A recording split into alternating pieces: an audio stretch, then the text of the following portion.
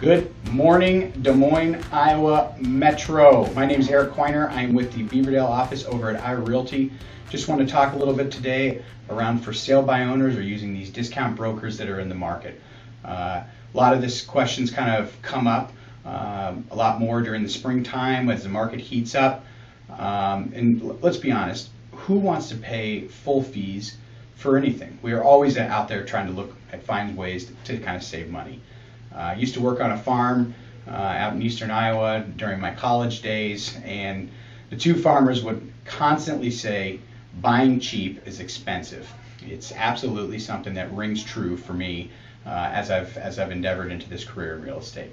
I'd like to go through a scenario that outlines kind of the financial aspects of this and some concrete numbers. But before we get into the numbers, I just kind of want to talk about, in general, what are some of the pros and cons of having that real estate agent in your back pocket throughout the whole entire process?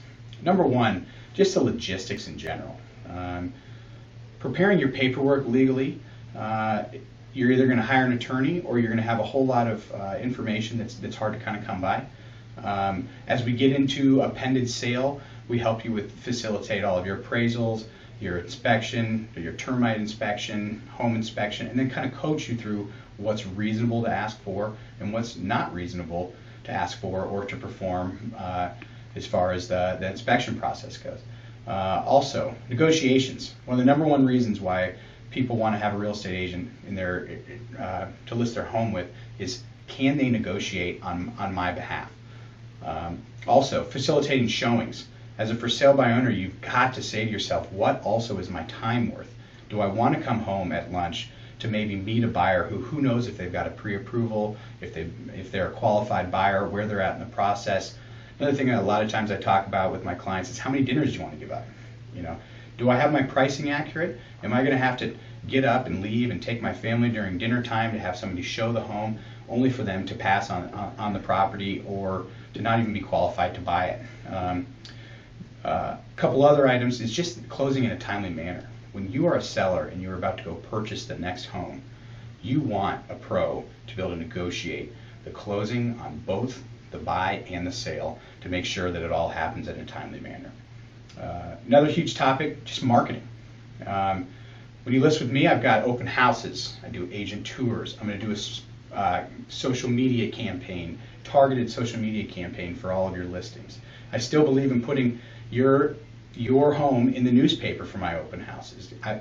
You'd be amazed at how many people walk into your open houses with a newspaper in their hand, still looking at it. People say print media is dead. I would maintain that is just simply untrue. Also, just making sure we have accurate information so you're not putting yourself at risk when you're marketing your property. Another huge reason for getting the real estate community involved.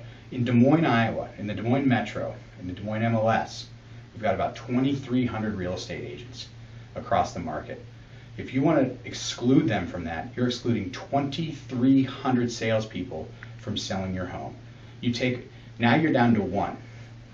If you take away 2,300 people, what do you think that does to the value of your home? Take a national average, actually. National Association of Realtors did a study. Average sale price when you sell your home on your own, $208,000 approximately. And the average sale price when you use a listing agent is about $235,000. That's a 13% increase. Now, I'm not going to propose that we can necessarily sell your home for 13% more on a case-by-case basis, but I would like to just walk you through a little bit of a financial scenario here so you can kind of see what some numbers look like. So let's just take a $215,000 sale, okay? And so full commission on that is $15,000. So the average kind of seller gets in their head, okay, well, I'm just looking at $15,000 worth of fees. Oftentimes, what happens when we have a $215,000 sale and you're doing it for sale by owner, that buyer, you know what they do?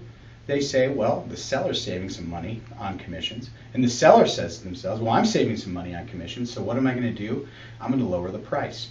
Okay? So oftentimes I'll say to my clients, well, if you were just going to lower the price, why don't you just hire a real estate agent and have them do all of the work for you and make sure things were done properly and just not lower the price? What's the difference in cost? I'll take it a step further. So if you have that $215,000 sale and you do work with a buyer's agent, we're not talking about $15,000 anymore.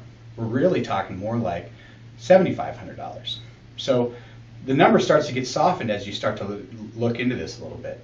I'll go a step further and say, what happens if I could sell your home for more than you can? And I'm here to tell you that the real estate community, by and large, 9 times out of 10, is going to be able to sell their home for more money than you can buy it for. So let's say I can't sell for 13% more, but let's say I can sell for 3% more.